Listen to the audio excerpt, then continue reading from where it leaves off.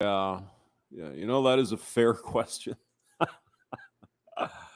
Oh God, wouldn't you get more people listening to the stream if you actually planned it in advance? I know.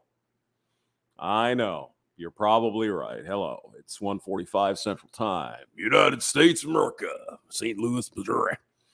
And I've been kind of watching this guy a little bit here. It's called Honest Outlaw. I think he's in Iowa, so he's just up the highway a piece here from Missouri, and he's going to review this new Springfield unit. Attractive in a bunch of ways. Let's.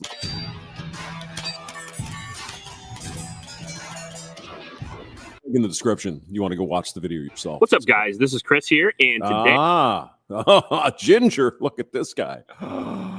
Okay, hold on. I think I got to reboot my computer. Got to turn him down a little bit. Hey, we're going to be talking about a gun that you guys have been asking me about for quite a while. Okay. A gun that has had a lot of play online lately, and a gun that has a little bit of controversy behind it. It's a 9 milli, I think. So yeah, this is 9 milli is about right. And you know, hey ladies, you know, or men who you're not physically or you're scared or whatever. 9 milli is pretty mild. You can. It's not a bad not a bad round to have. Prize Springfield Prodigy, but first be a little more than 380 auto, which is another one that seems to be a popular caliber for like a purse gun or something like that. You know, it's not that much. It's not as. How do you put it? The recoil isn't that much more than a 380, and you get a little bit more power out of it. I do want to mention, if you like these videos, if you like the non-biased content, we try to make gun videos for you guys. The thing is with 9 millimeter, I mean, like my sister, she knows who she is. Sister Hamster. I'm going to get this, and it's got plus P, and it's got all this, and it's, you know, all that sounds neat until the gun scares the living crap out of you when you shoot it, because the feedback or the recoil is a bit on the hefty side. Not for the industry. We're here for you, and we want to give you non-biased information. Okay. Because of that, we really appreciate your support on Patreon. We really appreciate you liking and subscribing and sharing the content. Yeah, if you subscribe, he does a pretty good job. It's pretty interesting. But let's look at. If you want to subscribe on Patreon, all you got to do is go to the link in the description below. That helps out the channel. If you don't want to do that, Super Thanks is also available. It's YouTube's version, and we really appreciate that. Just drive up to Iowa and drop off packages and money at the guy's house. That would work too. But no problem with that. We also have a link to a local shelter in Ames, Iowa in the description below. We'd really appreciate your support. Now, today, we are going to talk about the Springfield Prodigy. And this is probably one of those guns that I've had so many requests for a couple of reasons. One, now, I like it already because it's a 1911. I think he calls it a 2011. So it's basically a 1911 style frame, and probably the guts are basically the same as a 1911. But it carries maybe a couple of more than your typical 1911. I have good and bad Springfield reviews. 2, Springfield did not send me this. I got this from Manning & Sons, and he is a dealer in Illinois that I really like. He's one of my buddies, and he sends me guns for review that I can't afford, so I don't have to deal with companies like most people. There's no... Yeah.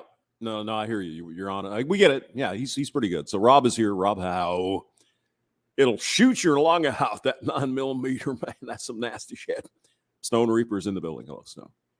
Riggs Jr. is actually from Iowa. Did you get kicked out because of, well, sent to Nebraska? Strings attached. I can say whatever I want, which I will during this video. The Prodigy is an interesting product for me because it is a 2011 made from a larger company on a budget, which is something we've been kind of waiting for a long time. Now, when he says budget, I believe it comes in at around $1,500. That's you get what you pay for, right? Typically. 2011, if you're unfamiliar, is, well, this is technically isn't a 2011, this is a double stack 1911, but the point of the 2011 is essentially a high capacity 1911 with all the ergonomics, speed and accuracy of a 1911 with a double stack magazine. So we have a 9 millimeter, right? Normal 1911. The standard 1911 is 45 caliber. This is 9 milli. Single action gun. Which is, excuse me, Hamster, what's the caliber of 9 millimeter? 3.54, 35.4. Why do they call it a 38 special? Don't ask me, because it's, I don't know. A slide, a frame, and then a polymer grip. We have a steel slide, a steel frame, and a polymer grip, which is actually a bit of a departure from its main competitor, the Staccato C2 here, which has an aluminum frame, which we'll get to in a minute. These come out anywhere from 1,600-ish to around 2,500, depending on where you get it, because they're very in demand right now. That's a chunk. He's probably comparing like Wilson Combat or some super custom pistol or something. I mean, that's $1,500. I knew somebody who bought a Kimber 1911 stainless steel model. It came in at around $1,000. Well, at least that's what he told me. And he lost it in a boat accident. And what features you get on it. They are supposedly optics ready, but like many guns today that say they're optics ready, I mean, you actually have to be ready for an optic to say that, not just have it cut. It doesn't come with a plate like many companies, including companies I like Walther and stuff. That being said, it does come with slide serrations, a full Picatinny rail, which I like a lot. It comes with kind of the classic 3-hole trigger there. Yeah, it's got like the yeah. Excuse me. Pretty, jeez. Like I said, I quit smoking. What the heck is going on? Which I really do like a lot as well. Well, hamster, maybe you're catching the coof. No, of course. Some texture on the grip. Big, thick polymer grip with a grip safety and a manual safety that you are going to have to initiate in order to operate the gun. Now, I know it's only aesthetics, really, but I mean, couldn't they make the what's it called? What's the thing that the silver thing? What is that called? The silver thing on top there, the ejector thing, McDoodle here. Couldn't they have made that black? Wouldn't that have been cooler? I don't know. Maybe not. Maybe that's offsets it a little bit with highlights or something. Polymer grip with a grip safety and a manual safety that you are going to have to initiate in order. You see the barrel, of course, is silver as well, but you only see the end of that. This is kind of. Am I wrong? I don't know. To operate the gun. It has a set of suppressor height sights for you to co-witness an optic with, and then you can get a model of this that has Springfield's optic right out of the box, which I would probably recommend for most newer shooters. That way you don't have to worry about it. Okay. This gun is a real point of contention because out of all the reviews I saw, all the guns that I saw that were received from Springfield for review, those were all positive. Okay. And then all the gun videos I saw, which people bought them, weren't that positive. I usually go somewhere in the middle, right? If you get a bunch of positive, a bunch of negative, it's probably somewhere in the middle, what's more like reality. One of the problems that I saw were 2011 related. That's the issue with some of these, let's be honest, most reviews are not necessarily objective, right? There's, wow, I hate Springfield, but, whatever. This gun is the first affordable 2011 that has really come out that people can kind of get, use, and operate. And it's a new generation of people buying these guns because you get superior accuracy and speed, but it's a generation that didn't really grow up on the 1911, so you've got a lot of 1911 related problems, which we actually are going to have a video about in a few days to kind of help you guys out with that. And if you I wonder what the 1911 problems are. Have to watch the video, I guess. Yeah. Notified for that 2011 video that's coming up, just hit the notification bell. Moving forward, though, I think it's a good representation of a basic 2011, and I think that's exactly what we've been waiting for. We've been waiting for a company that can produce an enormous amount of units, like Springfield or SIG or CZ, to put one of these out that can find out. I think Springfield, they also do a nice 1911 45 caliber model. I'm sure they have all kinds of stuff. Right? Damn, brother. Do they do the M&P? Is that a Springfield? I'm not up on all the different companies, but there's a lot of great stuff out there if you're looking, for something. Recoil spray on this is heavy for 2011. Yeah, I don't know why. Right, let's hear some shooting. So let's go. We got this guy here at about 75 yards. 75 and we're just going to take some pot shots with the iron sights. I mean, that's a long way. I'm sure if you guys have shot, for a handgun, that's a long way. 75 yards, it's almost like a football field, right? Almost, sort of, a little short. How that goes. All right. Check the recoil and pulse. Boom.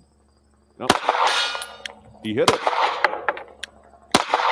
Recoil and pulse is really nice. It shoots really well. Okay.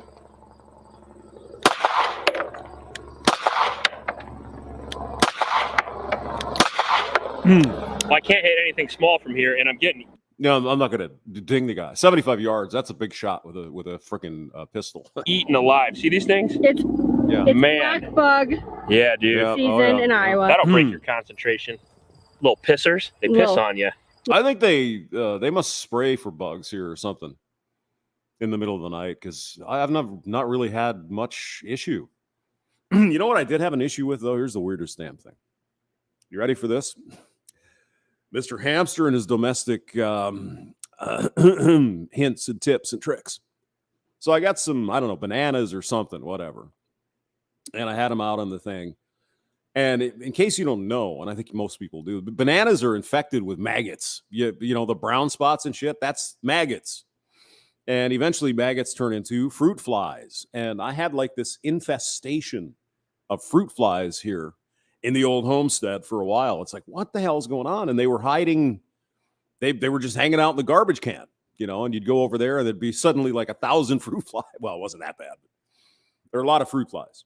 So I had to take care of them. So had to, you know, do some manually. And the other ones, I just took away anything they could eat and they eventually went away.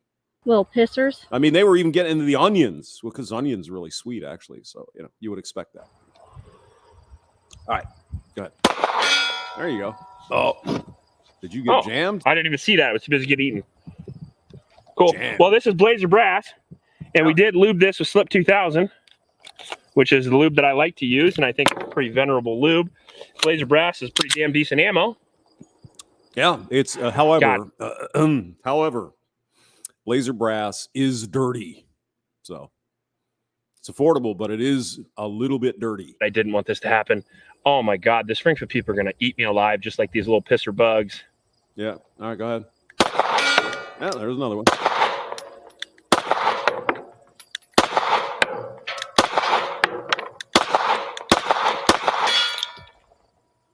Again, It like 75 popped yards. back in. I saw that. All right.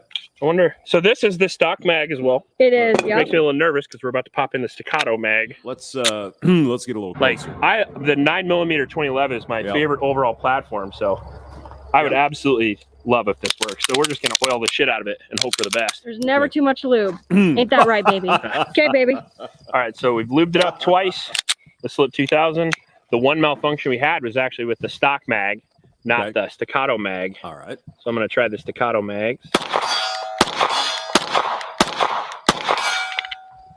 That was a short mag. This is the standard 17er that we got. I didn't finish rounds. loading that one. Sorry. Right. 17 rounds.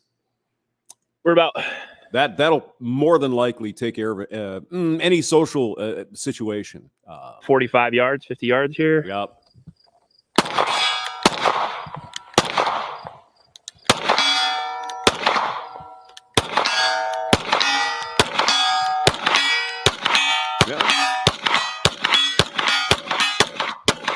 Pretty much dead on. It's now 50. we're doing good. Yeah, I'm getting used to it. I'm trying to figure out like how specifically to lock it down, you know? Mm-hmm. Yeah, I don't think Send it your takes friends it and apart. family a party in a box from Harry and David. They're not hard Nothing to take turns a apart. good time into a great Not that I would time, really like a know. box full of You roommate. know, I mean, there's, I've heard. Not bad so far. All right.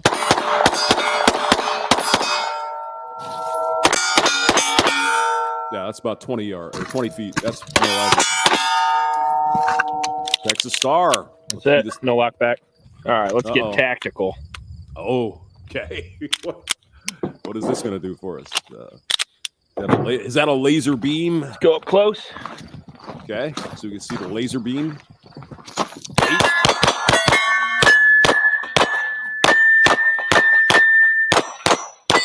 There we go. Texas Star going. Yep.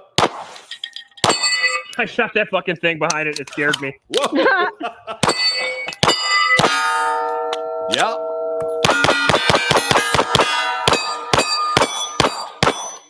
Woo! There you go. One fail. Quick fix though. Boom, tap rack is out. All right, we'll do a few home defense drills. Just on the button. Let me know. Yeah. Go ahead. Go. 4 shots, 2 targets. That's not bad. How much ammo did you get? What the hell was that? I don't know. Did a round just fall out when I ejected the mag? Oh, we had a round. Okay. But one certainly did fall out, so maybe you pulled out the mag too fast and Maybe. That's new. don't know. Well, Take a look at that guy. Don't do that. That was one right there. Yep. Nothing wrong. Maybe just pulling the mag out quick, pulled it out of the mag. I don't know.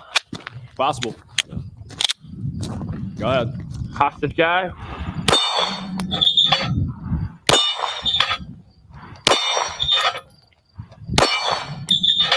Yeah. Works for me.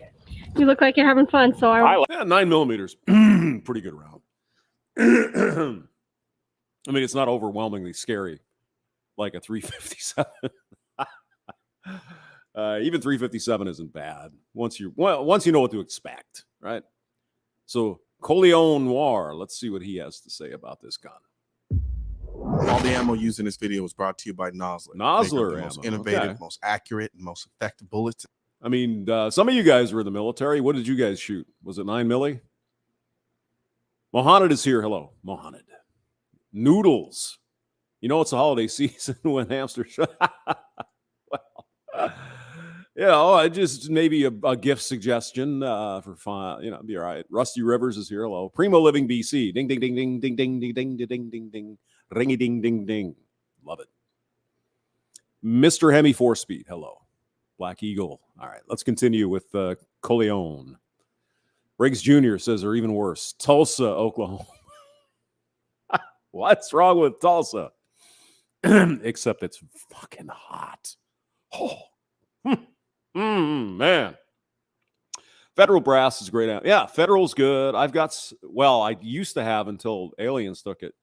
Some of the Cellier and Beloit or something, which is pretty good.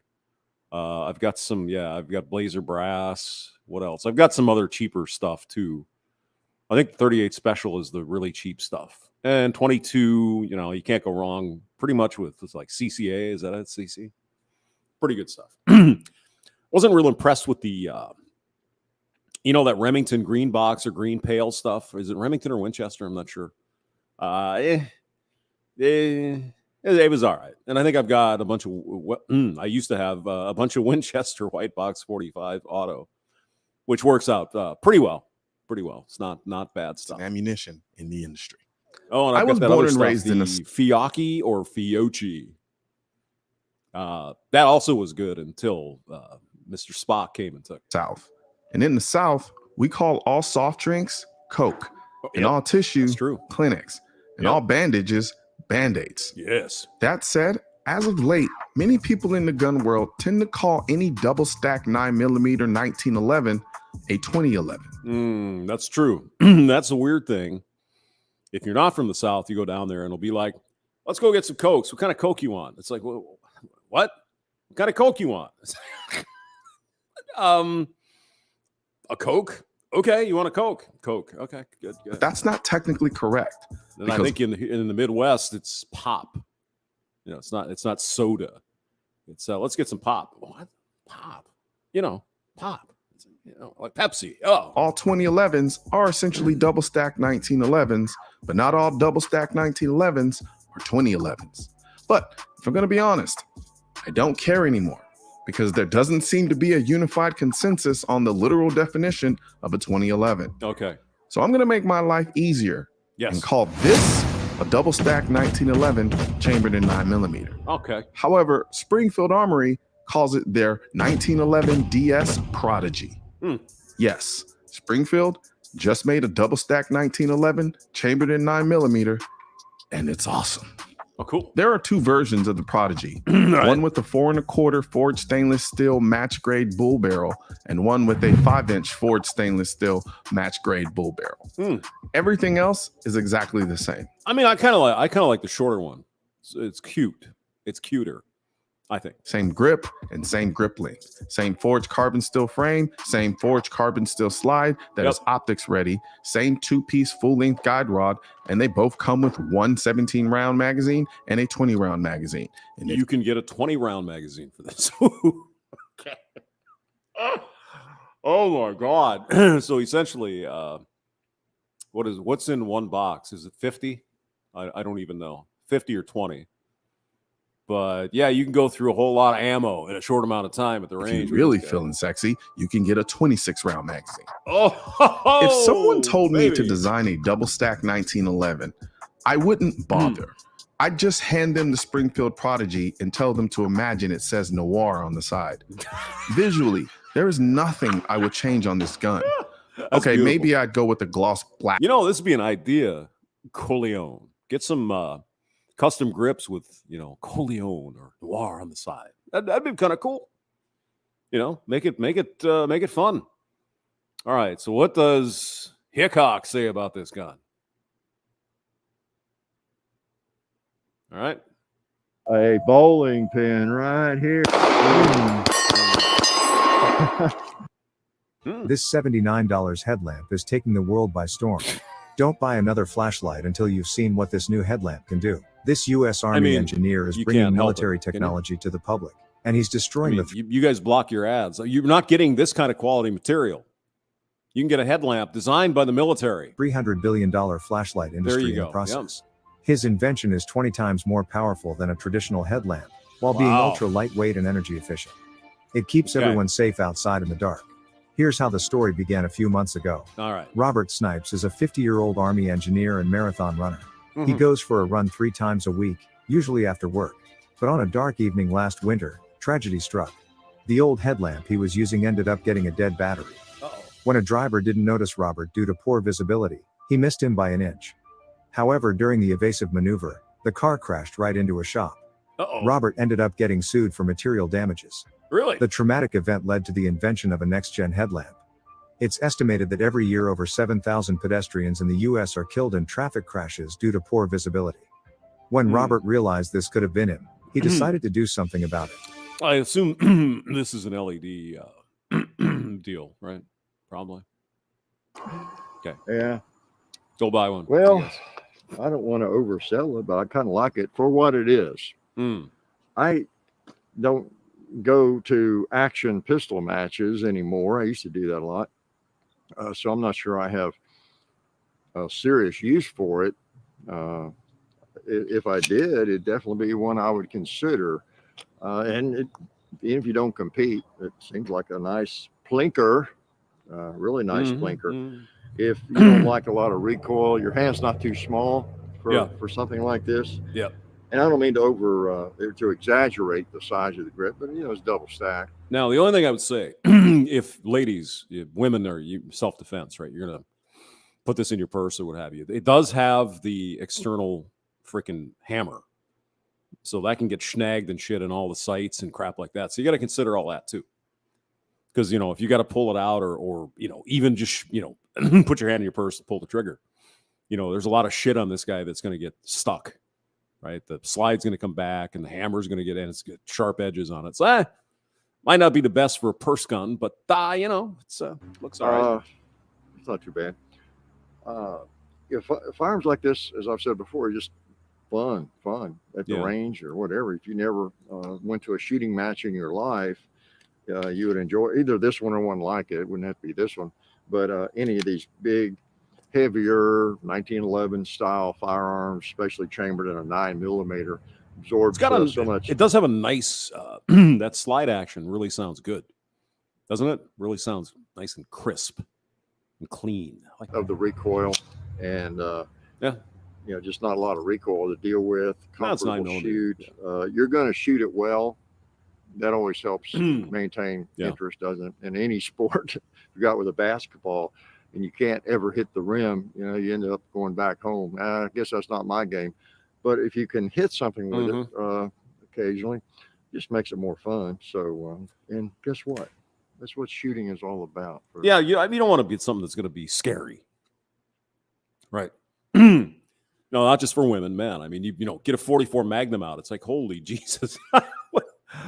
Maybe a little bit too much, you know, but kind of fun to shoot. But, ooh. That's a lot of gun. That is a lot of gun. All right, what else do we have? Anything interesting? 7. Oh, here's the one he was talking about. 7 problems you don't know about 2011s. All right, we'll go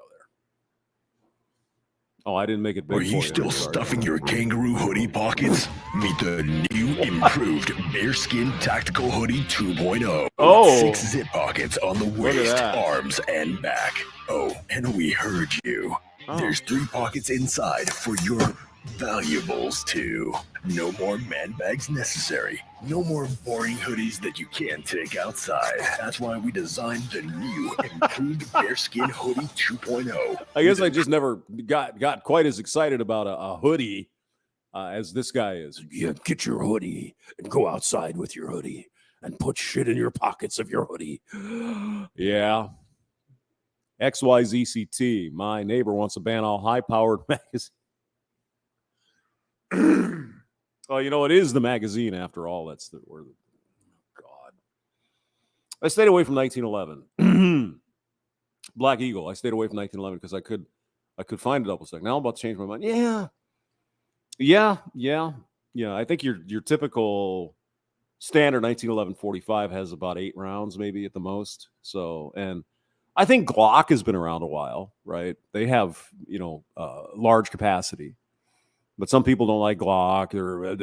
I hear they're pretty good. I haven't ever heard too many bad things about them. But I'm kind of a metal gun guy myself. I kind of like that heft that you get with, if I had one, if you know what I'm saying. Technology on the waist, arms, and hood. Because we want to stop weak hoodies. Plus, there's an extended storm flap that runs the length of the front zip to block wind double time. There you go. There's a functional hoodie you can actually take outside. You're seeing this video because we want to offer you 60% off your Bearskin hoodie today. I had to dig out my hoodies because it's getting a little chilly. I know. It's the best time of the year. You can spend your Saturday in sweatpants and a hoodie. It's fantastic. I love it. Free delivery.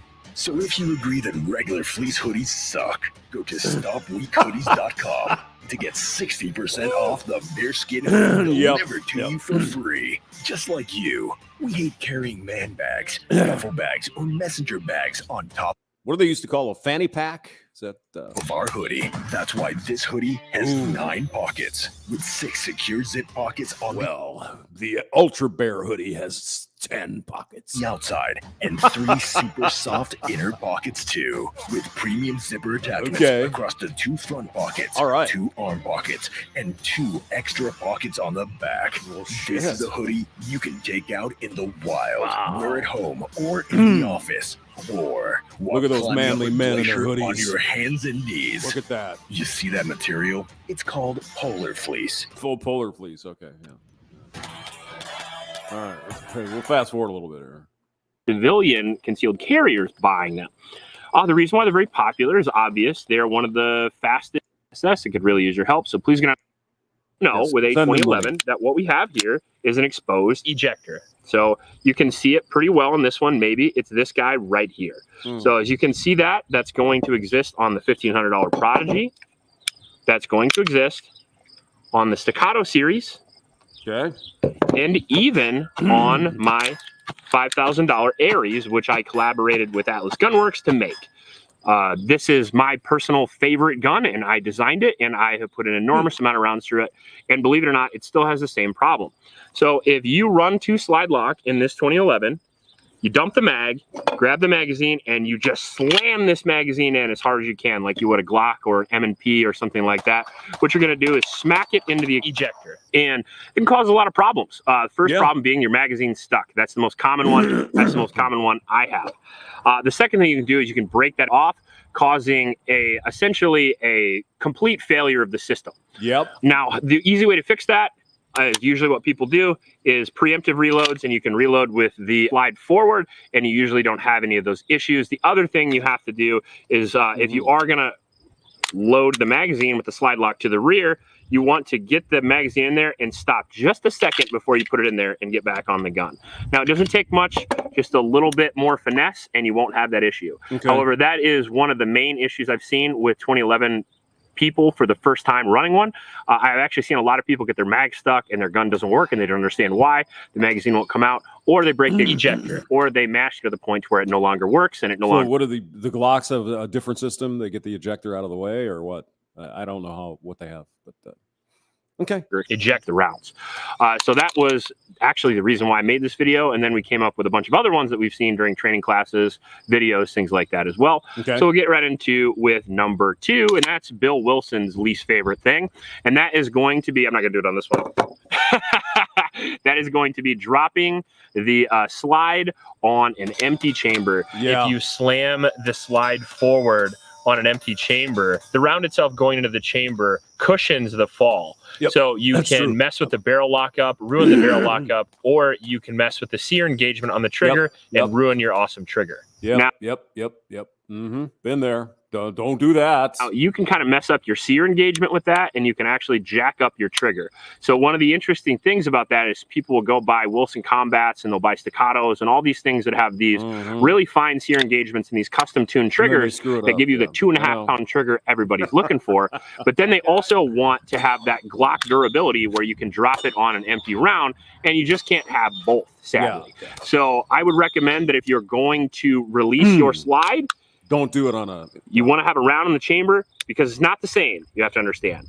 It's a lot harder on the gun to drop it with an empty chamber. So if you're going to drop it with an empty chamber, I would recommend the pinch move and kind of sliding it forward. Or I would recommend just grabbing the slide like this and riding it forward. That's what you try to do. It's going to help keep your trigger good longer, and it's going to help keep your gun functioning longer. Yeah, I found that out the hard way. You don't want to do that. No, don't do that. Third thing I run into a lot, grip safety not engaged. So one thing you have to understand is most 2011s still run the 1911 battery of arms. The only real difference, what do they call that, a beaver tail, I think? Difference with the 2011 and a 1911 is that Staccato has now pinned it. So technically these are not 2011s, even though they super are. But the 2011 has a slide, a grip, and a frame. And the polymer frame on the Staccatos, aluminum and then steel, whereas this is steel, aluminum, and then sometimes it's aluminum, steel, polymer. You just have 3 instead of 2, whereas the 1911 just has a frame and a slide. That's the main difference. But all of them will have this grip safety here. And if you don't engage the grip safety when you pull the gun out of the holster and you don't have constant pressure on it, you see if I release the grip safety here, even though the manual safety is down, the trigger doesn't work. Now that may not seem like a problem until you're shooting in adverse conditions, or you're shooting under a barricade or a car, or in some situation where you're entangled. And trust me when I say this, it does happen.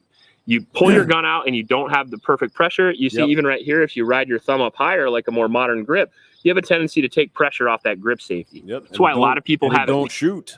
That can be a problem in certain situations. Samantha's here. Hello. Pinned, or even people like Adam over at Atlas Gunworks, eliminate it completely.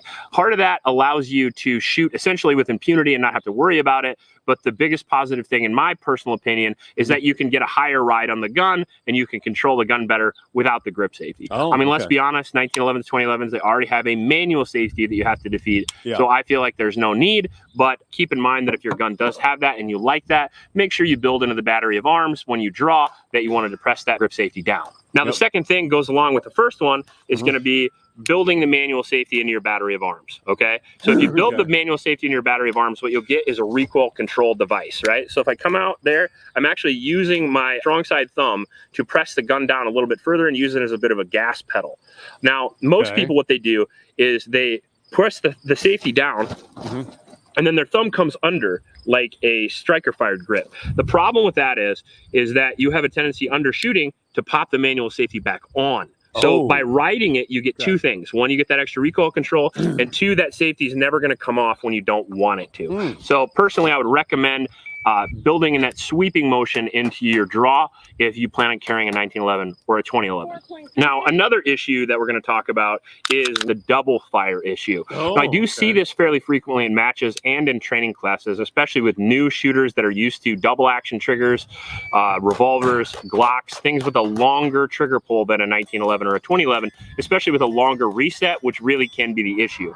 So the best thing about the 1911, 2011 is the trigger. The worst thing for new shooters sometimes is also the trigger. So when we release here, as you can see here, not only do we have a crisp 2.5 pound trigger pull, but the reset is unbelievably short, okay?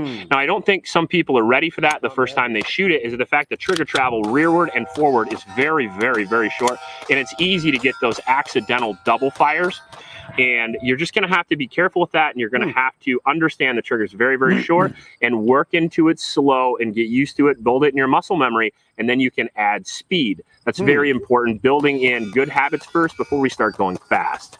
I never considered that. I guess I never thought about it. But yeah, that's I can see that. Sure. Another problem: magazine compatibility and interchangeability. So different companies make different magazines. As I believe Duramag makes the Springfield mags.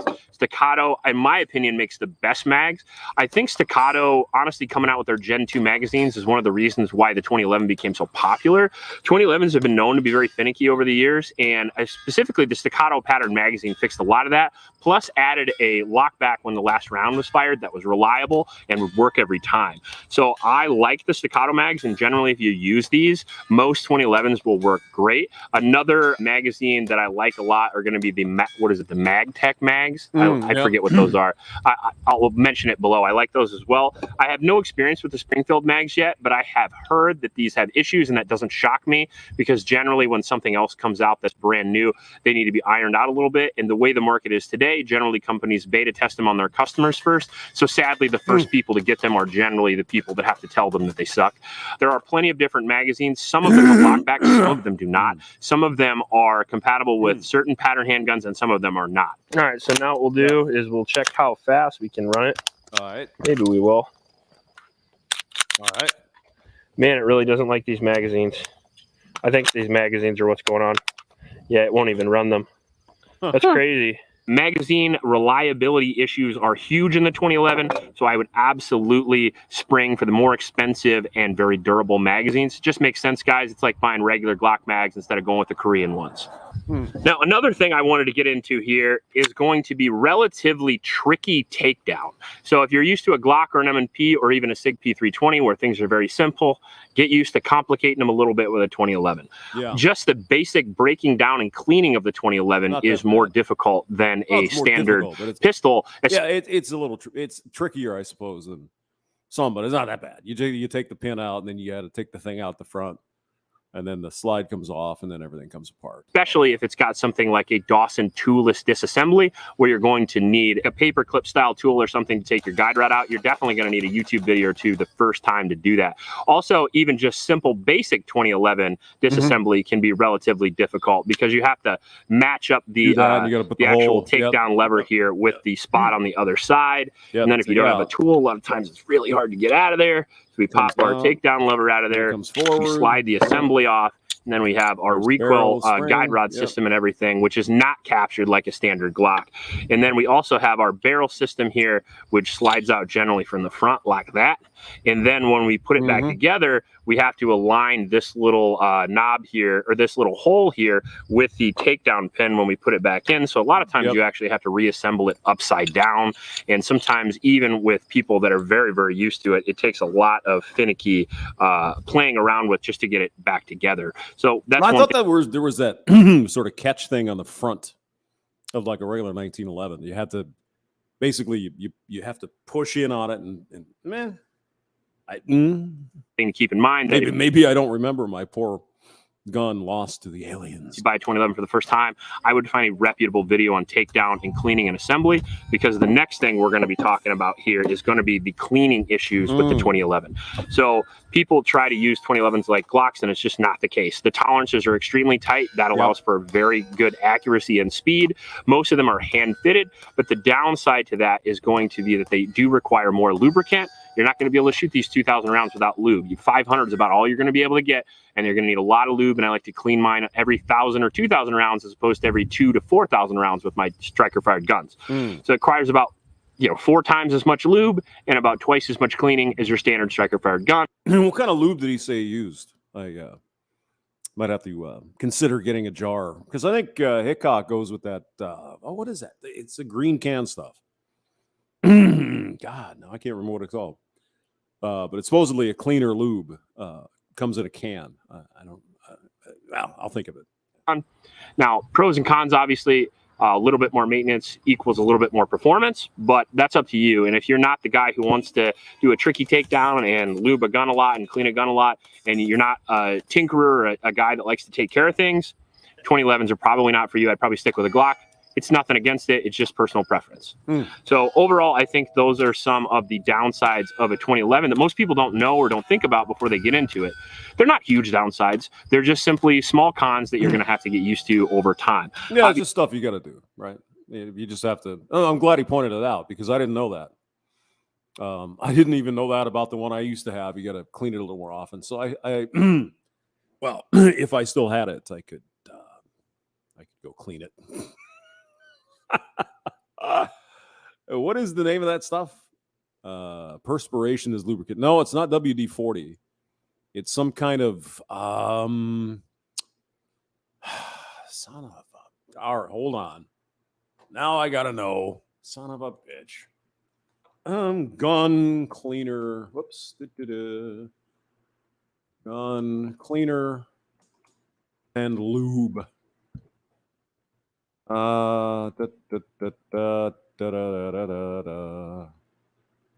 Where is it? There it is. It's Ballistol. Ballistol comes in a green can. So that's Hickok likes it, and Hickok knows what he's talking about. He's been doing the fat dog. Yeah, there you go. That'll work. Get some KY. Get some of that. Why not? Aja. Yeah, that's exactly what I was thinking. Oh, you guys are so much fun. Yeah.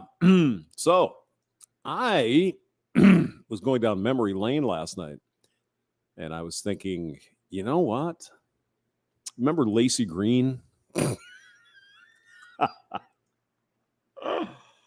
Oh, God. Remember Laci? Now, I know there's a particular fella from Australia that used to be like kind of interested in that. But, Laci, yeah, she was an interesting sort of weirdo fembot. And then she sort of got less fembot-ish when she was getting the good D from, was it Chris Reagan? So those two got together. This was years ago, like 5 years ago or something. Meeting My Enemies, Sargon of Akkad. Blair White and Lacey Green. All right, let's see if we can. Oh, no. Oh, no. Because allegedly, Lacey Green, the radical, crazy feminist person, got red-pilled, right? And not exactly. But she was getting the good Chris Reagan baloney pony. Baloney pony. All right, let's see what we can do here. My YouTube breakup. Making it work. Oh, well, she's still doing her thing. But she had some show, I guess, on MTV.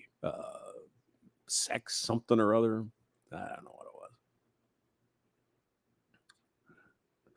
what it was. Oh, God. Oh, God. You know, why not? Let's do a Lacey Green video, shall we? I mean, we're all here. Oh, God. Riding the baloney pony. All right. Where is she? Yeah, MTV, I don't know. I don't know if MTV still exists. I have absolutely no idea. Lacey Green was like, this was 10 years ago-ish, something like that. And she was supposedly the sex positive expert on stuff. I don't know. I mean, that was her thing, and I think she had a show on MTV, but a long time ago. Before she met Chris Reagan, and then things changed. Now she's not so Lacey Green anymore. All right, let's go here. All right, Lacey, go ahead. Oh. Yeah. Hey, guys. We have a military-grade toothbrush designed by military-grade people to take care of your morning toothbrush stuff. Yeah. What the hell is this a commercial for? Oh, University of Texas Apartments. Okay, great. Oh God, you know it is that year. It is that time of the year again. All the Halloween shit's going to go up, and then the Christmas stuff will start going up like the last week of October. So you bet we're getting into it. We're getting closer. And you can probably buy some pumpkin spiced beer. God forbid. Blah. Yuck. Making this video. Okay, go ahead, Lacey. Hi, Internet. Oh, God. Oh, God bless her. She's just so annoying. Oh, Lacey. Oh, God. Back. Did you miss me? Don't answer that if you're mean. I certainly missed you guys. It's been yeah, we missed you, Lacey. Yeah, we missed you. a few months since I've I guess she is kind of a ginger. So, yeah, we missed you. been on YouTube. Longest break I've ever taken, but it was very much needed, and I feel so good. I think the social media detox is very nice. By the way, 1.35 million subs. So I wanted to fill you all in on some stuff that's been going on since I've been on break. I haven't been Okay.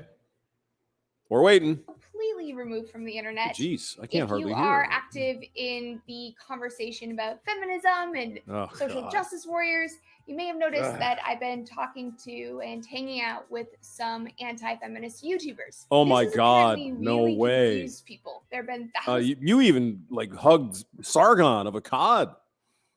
Your enemy. of tweets and emails and people freaking out. Like, Yeah, what yeah. is going on? Well, they can't stand someone who walks away from the hive mind. You're not really a woman anymore, I guess. After all, Lacey Green, am the very pinnacle of a social justice warrior. Okay. My SJW-ness has been memeified with statements like everything is problematic and there are more than two genders and That's true. Yeah, she was the popular subject of memes. Yeah. America is racist. Mhm. But now, Yes. at pro-Trump rallies, I'm told by reliable sources, Okay. there's talk that I'm being red-pilled in the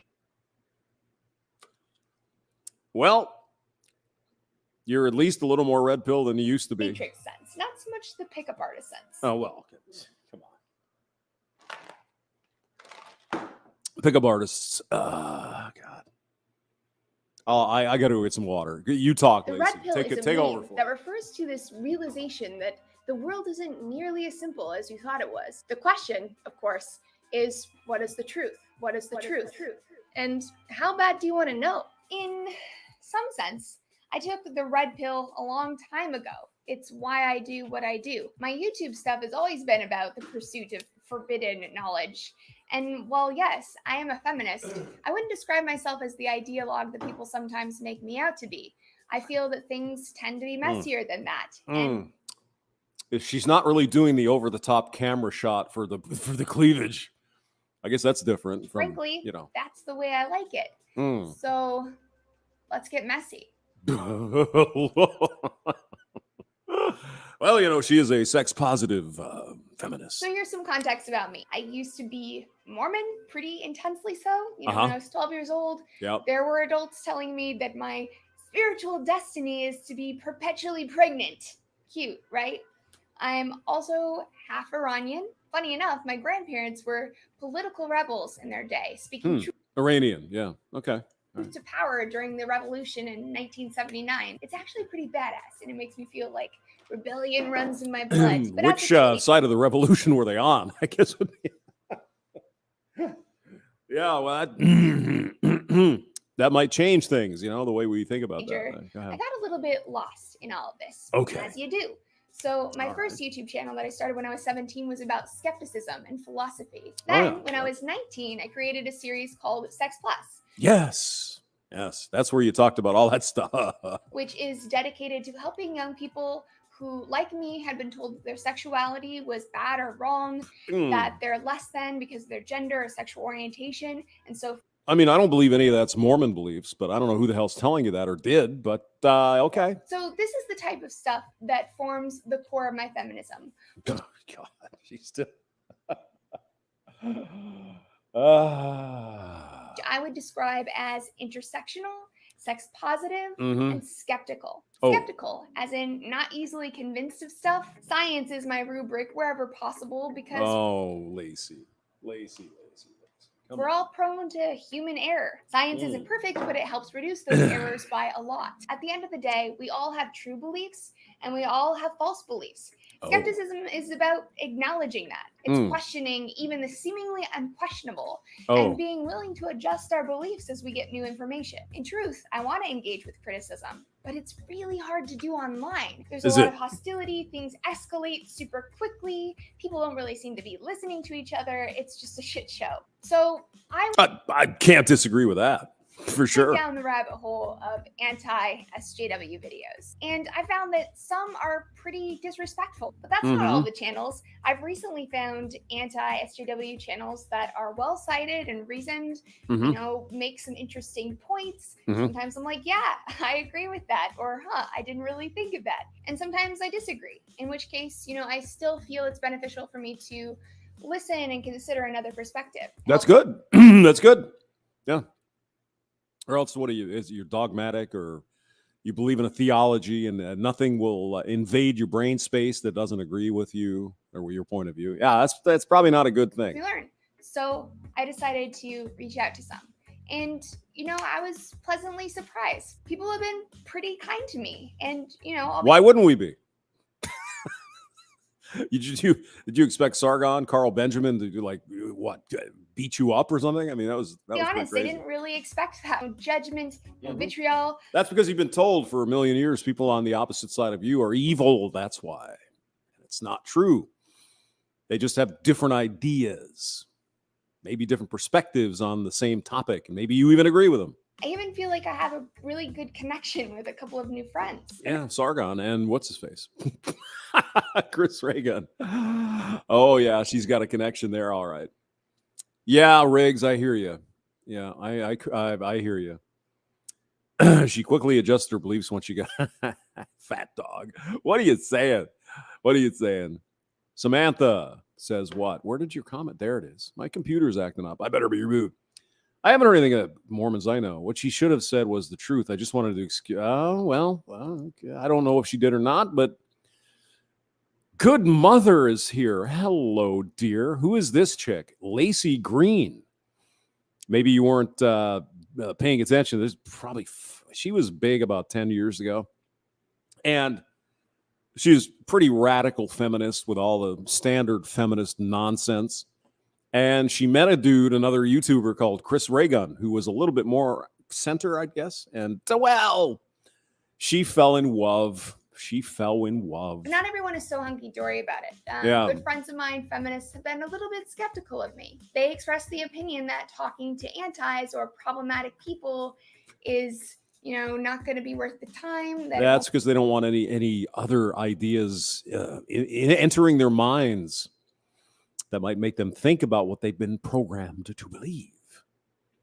It's not that hard. Be fruitful, that I'm engaging with bigots and validating their perspectives, that I'm offering a platform to bullies. And they cancel your ass. While I can appreciate this perspective, I fundamentally disagree with it. So let me go down another rabbit hole here.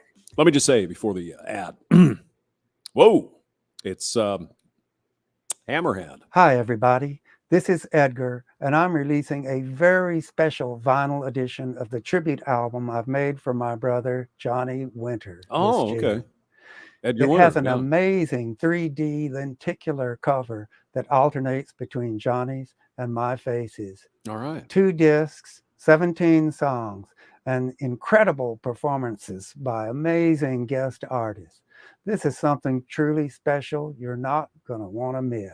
All right. I'd just like to say that although Johnny may have departed this physical plane, his spirit, his music will live on in my heart forever. And it can for you too with this album, Brother Johnny. Please order one now. All right. Go ahead. You have to find a record player, though. Probably. That's you still buy them. Social justice communities lately have been arguing that bigoted ideas, you know, this harmful speech should be suppressed because it allows the bigotry to spread. Well, you see, you need to define these terms, though, Lacey. You need to define these. Well, what's bigoted speech? Well, from my perspective, it's something you say that might disagree with a feminist hive mind. Oh, he's just a bigot. He's a misogynist. He's Nazis and blah, blah, blah, blah, blah. Simply for disagreeing. See? To be validated. I'm thinking of campaigns to get people's Twitters banned, book deals canceled, talks canceled, things like that. Ironically, this sounds very similar to the logic that is used by the right to censor sex ed. Information about sex has been deemed too harmful to hear. It'll encourage immoral behavior and speed. Well, things have changed past couple of years, eh? Social decay. Two sides of the same See, coin. there's one thing about educating, and it's another thing to indoctrinate them into a certain thing, isn't it? The question is, what counts as harm? To some, harm is a problematic opinion. Oh. Harm is hate speech. Harm is inciting violence. The other pole of this issue is the perspective that there is no such thing as harmful speech, that speech can't hurt you. Therefore, all speech should be permitted, no matter what.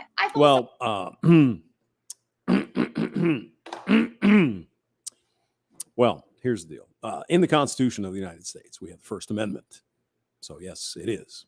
Somewhere between these two perspectives. My opinion is that speech can be emotionally harmful if it causes pain or shame or dehumanizes you. See, that's the biggest thing about, I think, one of the biggest things about the fembots is that, why are you slut shaming me?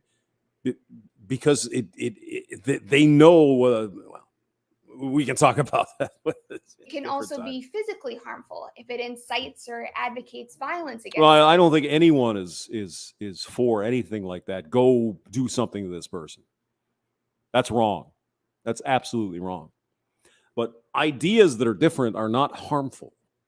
Lacey, come on now. You're crawling out of the rabbit hole here, but you're not quite there yet. But these two harms don't pose the same amount of threat to an individual in the context of political speech. So they shouldn't be treated as equal forms of violence. If we're going to say a slur is just as violent as punching someone in the face, to me, that minimizes the egregiousness of punching someone in the face. Exactly. See?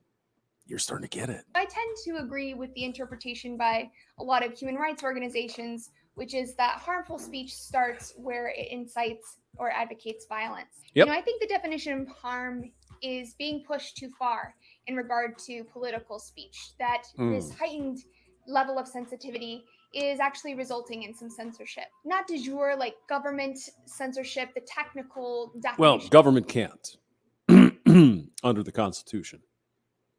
Of it. But careful, very, they craftily worked around that by getting all the big private companies to do it for them. De facto censorship, isn't it? In practice. By shutting down platforms for speech and driving it underground, or by making ideas too taboo to be allowed to talk about. I also feel like this approach doesn't very well promote social justice. For one thing, when you think about it, suppression of speech is just a band-aid. It doesn't really address the systemic inequality or the mentality that lies at the root of these problems. See, she just, this shit's in her DNA, guys. I mean, she's trying, but she still is indoctrinated into bullshit, unfortunately. So there's also something here about her being What's up, you guys? canceled. So I've been See, we just watched the video here. Wait for it. Where was it? This is the video we just looked at, taking the red pill. And this is Think Before You Sleep. Do your sheets have these? No. It's a good idea, though. Did you know that traditional sheets are covered in bodily excrement? Whoa, what? I suppose that's why you wash Yeah, like sweat, oil, skin and other stuff. I have to come clean. I, Lacey Green, am a feminist. Oh, no. Oh, no. Okay, Lacey, you're a feminist. Feminist because my father never once did the laundry, made dinner, or cleaned the house. Because when I was younger and I took on a leadership role, all the adults in my life said, "You're being bossy." And Did your dad do anything other? Did dad just sit on his ass and do nothing all day? Or did he have a job and he provided for the family? Yeah? let's not forget that sneaky little pay gap. I'm a feminist because of the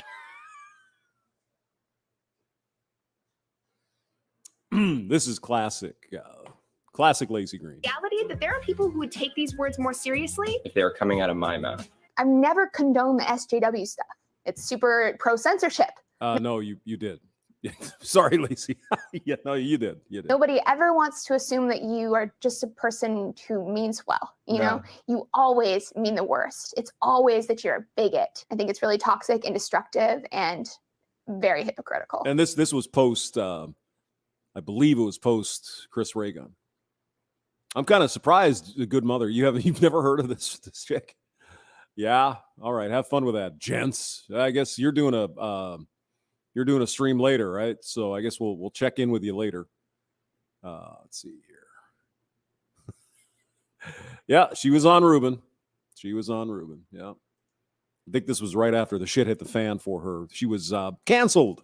In this video, allow me to play internet historian and remind you all of the feminist YouTuber Lacey Green. Yep. Back from 2008, probably earlier. I mean, she's been on YouTube so long that her old videos are in standard definition. Wow, 2008? Holy Jesus. But do you remember when Lacey Well, I think she said she was 17 or something when she started, so it probably makes sense. Yeah. was all about the cause, the wage gap, and all the feminist stuff. She was one of the major young faces of feminism. Yep. But all of that changed in 2017 when feminists turned on her and threw her under the bus. Exactly. Even the amazing atheist tossed her under the bus. Oh, no. Why did they do that? Partly because Lacey released this video here called Taking the Red Pill. This is the material that feminists found so hateful. I went down the rabbit hole of anti-SJW videos. Yep, and I found that some are pretty disrespectful. But that's not all the channels. I've recently found anti-SJW channels that are... And actually, if you look on the channel, there's... what the hell did I do? Lacey Green Believe, I think it was, where she got all emotional about meeting Sargon. Carl Benjamin back then. He's Sargon. God. And she was like, I was so surprised. They welcome me like a friend and they treat me with respect. I was like, yeah. Well, what did you expect? I know what you expected. You expected nasty, evil, mean, vile shit. Didn't you? Because that's what typically your side offers to the other side. well cited and reasoned, make some interesting points. Sometimes I'm like, yeah, I agree with that. Or, I didn't really think of that. And sometimes I disagree, in which case, I still feel it's beneficial for me to listen and consider another perspective. It helps me learn. Such a disgusting crime. I know, isn't it? How dare you say the enemy made a good point? I know. I know. Think before you sleep. Let me put the link in. He's pretty good. I like his stuff. Not sure if you're familiar, but he's good. So I'll go ahead and put that in here. Boom, paste, bingo. Go watch the whole thing and watch the stuff. It's really good. Awful person, and you need to be canceled. I mean, haven't you seen this article from The Guardian? It says that anti-feminists are mass killers who hate women, and then links to an event from 30 years ago, which of course proves that this behavior is true of anti-feminists in general. Yep, I remember hearing about this guy. Went into engineering class up in Canada and mowed down people. What? Again, mental illness. Sarcasm aside, this article is not fake. The Guardian actually published that as fact, trying to relate men who don't like feminists to two different psychopaths. Jessica Valenti is one of the worst, by the way. But how dare Lacey say such nice things about such terrible people? Then she did something worse. She tried socializing and making amends with the anti-SJW crowd. So I decided to reach out to some. Yep. And, I was pleasantly surprised. People have been pretty kind to me. And, I'll be honest, I didn't really expect that. No judgment, no vitriol. I even feel like I have a really good connection with a couple of new friends. Sargon and Chris. How could she do that? How could a person who is a part of a group that always claims to spread love instead of hate show kindness to the enemy? How could she betray the hive mind The feminists. It's almost like she thinks that someone who has a different opinion than her is a real person and means those words when she says them. Unlike mainstream feminists who say they want to spread love, not hate. Oh, I love his sarcasm. As some stupid platitude to distract people from all the bad things they do and all the terrible arguments they make. There's more to the story, but first, if you like the content you see on this channel, then consider making a donation. Yes. Viewer support helps keep me independent, Send and him it some helps cash. fund the channel. Links to my PayPal, Patreon, and Subscribe Star pages can all be found in the description. Oh, by the way, Hammerhand put out a long-form video. I have to listen to it, but it looked good. So Hammerhand, go look for him and have fun with And that. also, don't forget to support me on Alt Tech. Links to my Odyssey, Rumble, and Minds pages can be found in the description as well. Okay.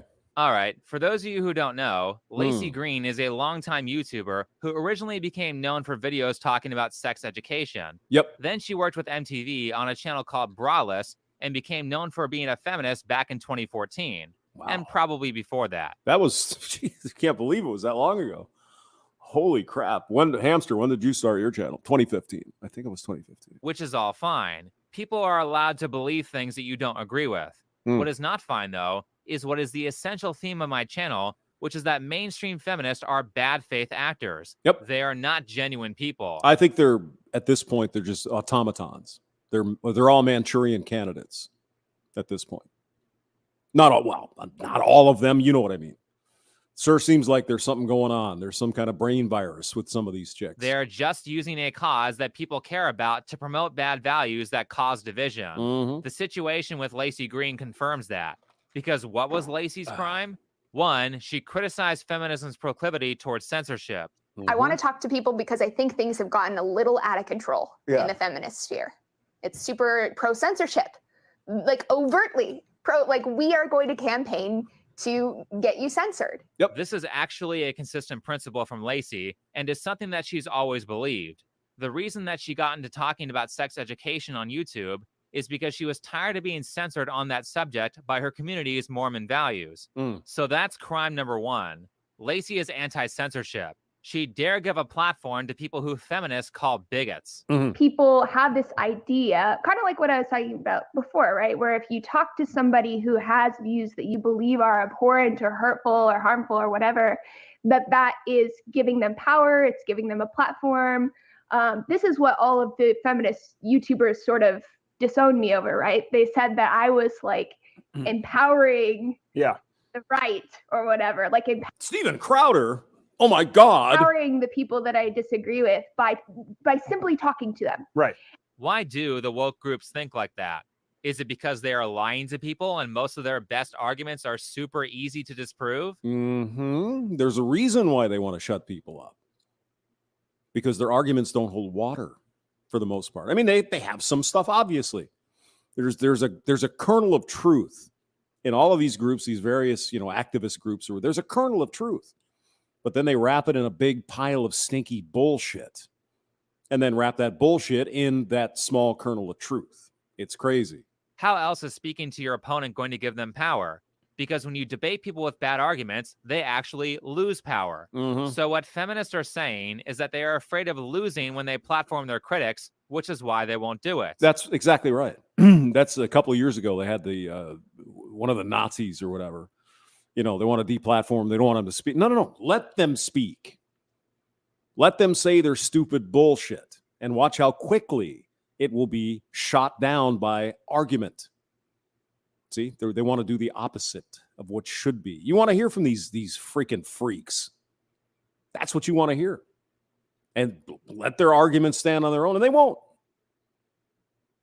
Now, there's a reason why they don't want to talk about, people who are maybe not as feminist as they are, because they can argue. Why do you think they got rid of Molyneux? Why do you think they tossed him off YouTube unceremoniously? Because he had arguments. He had data. He had reality on his side, and he was putting his videos out. Now, I know he was accused of some racist shit or whatever. I don't think it was, but it was interpreted as such, and they tossed him. But when it came to talk about society, feminism, relationships and stuff, the guy was pretty much spot on. There's no question about that. They couldn't have that. So they had to find a reason to get rid of him. Just like they want to do with, who did they just do? Andrew, what is this guy's name? Can't think of his name. The pickup artist from Romania. Can't think of his name. But Laci's second crime is this picture with Carl Benjamin or Sargon of Akkad. Oh, no. Oh, no. This is a capital offense. You can't hang out with Carl Benjamin, Sargon of Akkad. Did you hear what he said about feminism? Oh, my God. Yeah, this was the one that threw them over the top. Then she was canceled. And really, how could this picture happen? Sargon is an anti-feminist who made fun of her videos and said mean things. Yep. He also said her sexual assault story was fake. How dare she take this picture with him? Well, it turns out that if you have a disagreement with someone or a person says bad things, you don't immediately have to cut them out of your life forever. You can actually attempt to make amends. And that's what you should do first, especially with personal relationships. You don't shut someone out completely because you had one bad argument or they did one small bad thing. And I have to admit, being on the tube for, I guess, was 7 whatever years. Yeah, Laci was a target-rich environment, to say the least. She'd come out with a video, I don't know, once a week, twice a week, and it was so full of bullshit. It was absolutely amazing. You can go look at her collection, just Lacey Green, Laci Green, and if you're interested, you could listen to her. It was insufferable shit, and everyone had videos about Lacey Green. That is something I cannot stand about woke culture. They actively encourage their followers to shut people out over nothing. Yep. This is the wrong answer because sometimes if you wait a few days and actually talk to the person, you might repair the relationship. Then you don't lose that person in your life. Or, in the case with Laci, you make a new friend. Anyway, here's what led to that picture. I just sort of I love that I have WW as a really just gentle way to check in on myself on a daily basis, to remind myself of the good choices I'd like to be making and to make sure that I'm doing what I can always. So okay, good. Weight I ran Watchers. into Carl on a street corner as we were moving our party elsewhere. And that was the first time that I had met him. And we just sort of stared at each other. And, he held out his hand to shake hands. And I was like, what, you're not going to give me a hug after all this shit you put me through? I think you owe me a hug. He hugged me and he just sort of, leans down to my ear and says, I'm really sorry. I had no idea what I was doing. I regret it. That to me was just like earth shattering. I will never forget that moment for the rest of my life. Say what you want about Laci's ideas, but this was a very positive move. Actually, speaking of, I don't think I agree with her on any of her ideas outside of her core principles, like her belief in free speech. That being said, because Sargon was the one who wronged her, she was the one who had the power in this situation, and she gave it up by forgiving him. It's kind of sad to see that this seems to have largely been a forgotten event when it should have been the shot heard around the world in terms of repairing the divide. Yeah. What mainstream feminist has ever done something like that? What Laci did completely changed their relationship dynamic. Sargon and Laci fought and had a huge drama between them, yet they made amends and paved the way to building a relationship where two people who disagree can communicate without having hatred for each other. Yeah, I don't remember the dust up, but I know Sargon used to do videos. Like I said, everybody did. Bering, Crowder. I did some. I'm sure a million people did Lacey Green videos. It was the thing you did. This is what people should be doing. Sargon seems to feel the same way as he speaks against the way the woke SJW crowd treated Laci after this event. One thing that annoys me is that, 6 months ago, everyone was like, yeah, we love Lacey Green. She's great. She's a feminist. She's, her sex ed stuff's brilliant, blah, blah, blah. Right. And then as soon as she's like, I met this guy. I like this guy. And he's actually making some really good points. They're like, your sex ed stuff sucked. Boom. You suck. Everything you've ever done sucked. Get out of our... And then, she gets death threats and things like that. Why do people give a fuck who people date? Why does that bother Because they're them? controlling psycho cultists. Thank you. Yes. Let me just clarify that I'm not talking about the left here, and neither is Sargon. From my memory, he actually started out on the left and moved more towards the right because of these crazy activists saying and doing insane things. And that's happening a lot more. It's maybe not highlighted in the country or the world yet, but it's happening. You know, you get people that used to be hard lefties and they're seeing this. What the fuck is going on with these people? That's not me. I don't believe in any of this shit. Now, I'm not going to say they're raging Trumpers or whatever, but they're at least looking at it with a critical view and saying, wait a minute. I'm not sure I kind of agree with this crazy AOC person. Really, it's the job of both parties to denounce the radicals in their groups so that those radicals don't gain power and take over the party. Otherwise, you get a bunch of mostly peaceful protests that actually did some major harm to the communities that those groups were claiming they were burning down buildings to protect. Yeah, the problem is, and it's probably the same way if you consider the Nazis on the right. It's the same way. You ignite the fire, you get the people fired up, and then they lose control. And I think that's what happened here. So who is this guy that Laci began dating? Chris Apparently, Reagan. it was a guy named Chris Reagan. Yep. Let's take a second to Google him. Here's an article by Vox saying that Chris is a member of the alt-right. Yeah. Oh, no. Yeah. No. How could she go so wrong by letting someone evil like this into her life? Here's a super racist article by the Huffington Post that also says Laci is now involved with the alt-right. How terrible. But wait just a second here. Would you be shocked if I told you that both Vox and Huffington Post are liars who regularly print libel? I wouldn't be shocked. Not even a little. I know this may seem like a surprise, but what if I told you that Chris Reagan is not alt-right? He's not. He's actually on the left. Yep. Doesn't that just blow your mind? Anybody who knows me, anybody who's followed me for a long time knows that I am a staunch liberal. I am probably the most liberal person you will ever meet. Yeah, the liberal and Democrat or left are two different things, though. They're almost not compatible at all anymore. Liberal used to mean left, not anymore, honestly. In your entire fucking life. And that is why I talk about social justice warriors. That is why I talk about the regressive left. That's why I talk about this perverted form of liberalism that's been taking over media and social media for the last couple of years. Exactly, Chris. Yeah. You two saw the light. It's like, hey, this is not me. I believe in all of these things, but that's insane. What are you doing? Because I don't see it as an asset. I see it as a danger. Because what it does is it essentially, the whole idea behind the regressive left is using a liberal stance to justify regressing back in time. Like I said, you get a kernel, you get a big pile of shit, and you put the fluffy stuff on the outside. So you try to fool people. Oh, women's rights and gay rights and all this. See, that's the stuff we need to worry about. And you dig in just a little bit, and there's a big steaming pile in there. That's the way this game is played. They justify things like segregation.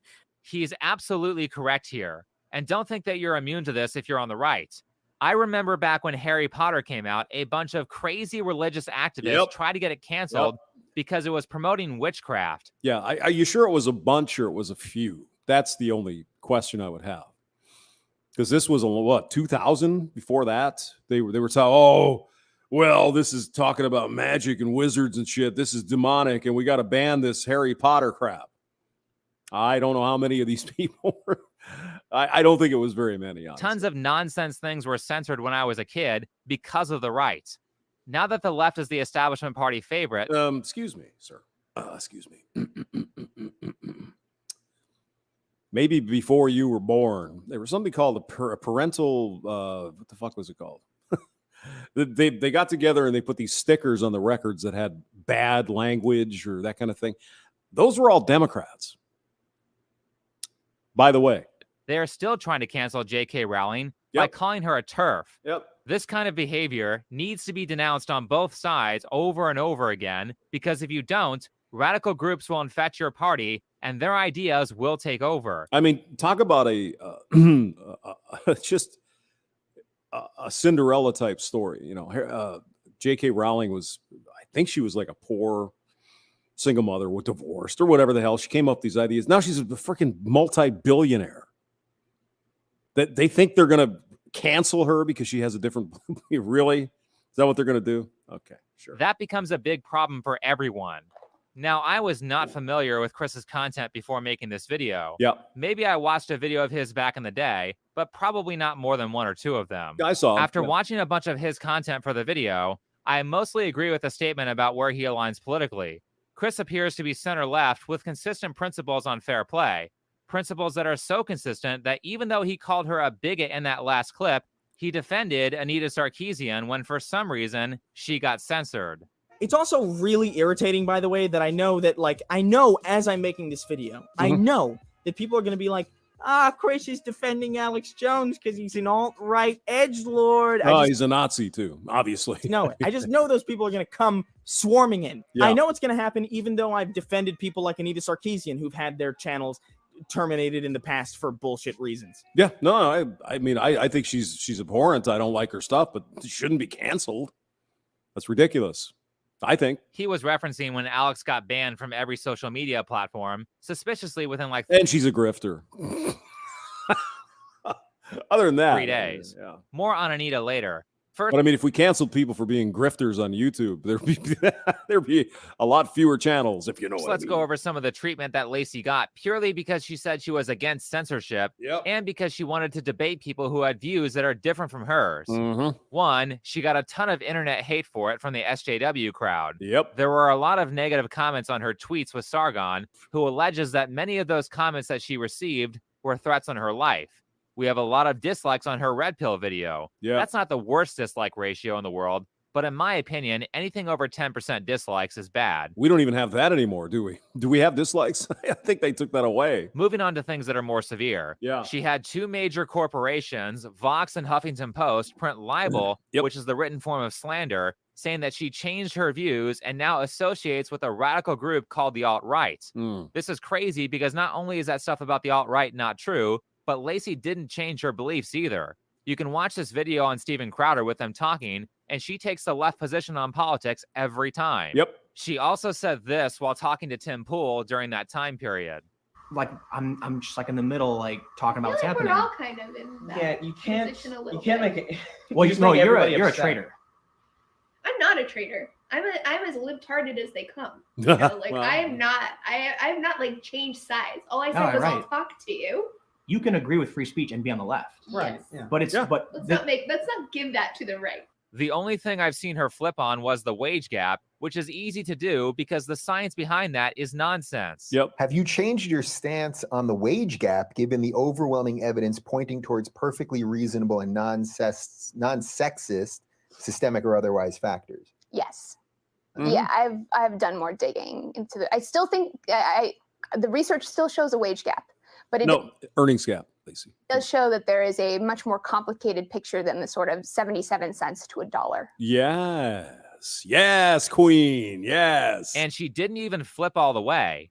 Here's the more disgusting behavior that the activist did to Laci simply for saying that she wants to open a dialogue with people who aren't in the woke cult. They went back like 10 years to a video that she made when she was 17 about Chris Crocker. Speaking of me being Mr. Internet Historian here, do you remember the Leave Britney Alone video? Oh, God, yes. Yes, I do. Oh, God, I've been here too long. Well, Laci had said in one of her videos that Chris Crocker is her favorite T word. It's ironic that the woke people would have a problem with that because Chris, now Kara, used to say that word to refer to herself. Here's the thing with going back in history and retroactively punishing people for new rules that you recently made up. Back in 2006 or whenever this was, everyone was saying these words. Everyone was saying the new F word that we now can't say and the T word. I bet you could find any celebrity who is old enough and devoutly against the use of those words, saying them multiple times back in the early 2000s. Do you see why I don't like the censorship of words? Especially now that everything is being recorded. You are literally giving authoritarians and the establishment the ability to retroactively attack anyone, particularly the people who are on their own side, who take one step out of line. Well, I mean, that's the game plan, isn't it? We're supposed to apply today's current morals and whatever, the current zeitgeist, and say, well, George Washington was this because that, and that. Yeah. It was 300 years ago. What the fuck? I mean, what about this? I'm not saying it's right or it's definitely not right with slavery and all that stuff, obviously. But it was a different time. But that's what they're trying to do, and that's what they have done, getting rid of Abraham Lincoln, cutting down the statues and all that crap. Oh, they were white supremacists and they were this. Maybe they were 300 years ago. That they lived under a different code, I guess. It was wrong. But I mean, to go back now and say, well, see, look at these people. The same thing they're doing, or they did with Lacey Green. If I'm working on a car, am I playbook is the same.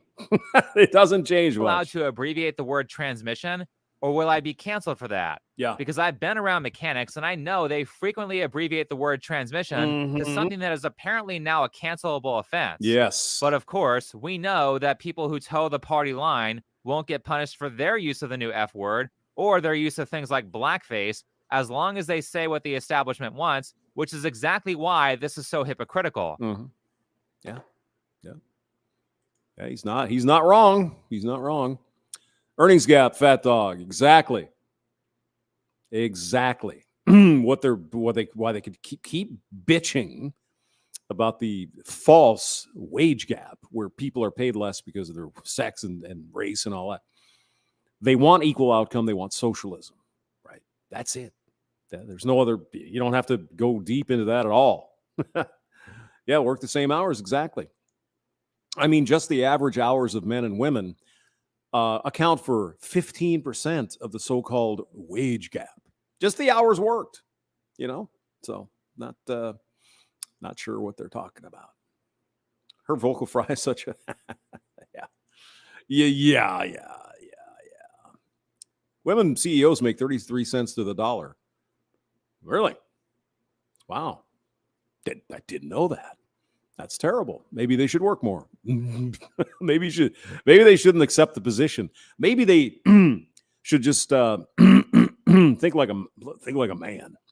I don't care where I live. I don't care how many hours I got to work every week. I just want it. Yeah, they never talk about those other things that you could say they're intangible, but to some degree they're not. They are tangible. Like, I don't want to have to commute. I have a child.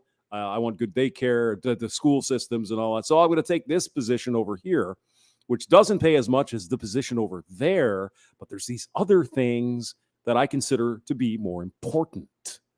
Let's not talk about that. No. It's just a tool to keep everyone in line.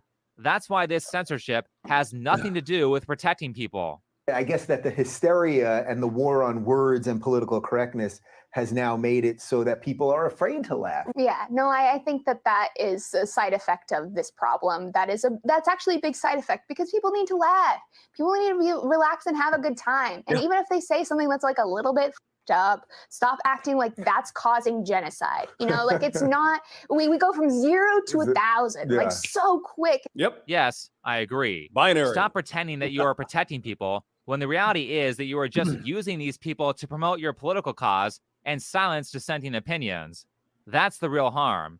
They are taking advantage of people who are already suffering, and instead of helping them, they are turning them into radicals. They're also, in a screwed up way, telling people that you are not allowed to change your opinion as you get older. Exactly. Imagine this. Yeah, that's the thing that really drives me crazy. You were a radical, like Dave Rubin. Yeah, he's radical lefty. He was all about all that woke shit and whatever.